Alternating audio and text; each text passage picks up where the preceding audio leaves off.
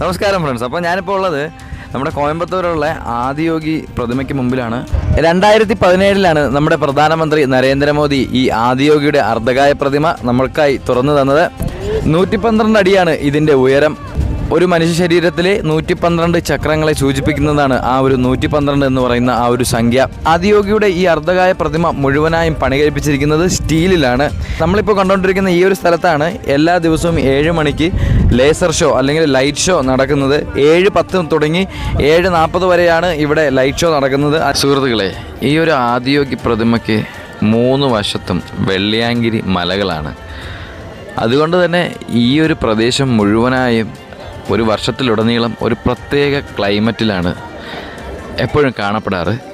എപ്പോഴും ഒരു തണുത്ത കാലാവസ്ഥയാണ്. വെയിലുണ്ടെങ്കിലും ആ ഒരു ചൂട് നമുക്ക് ഫീൽ ചെയ്യത്തില്ല.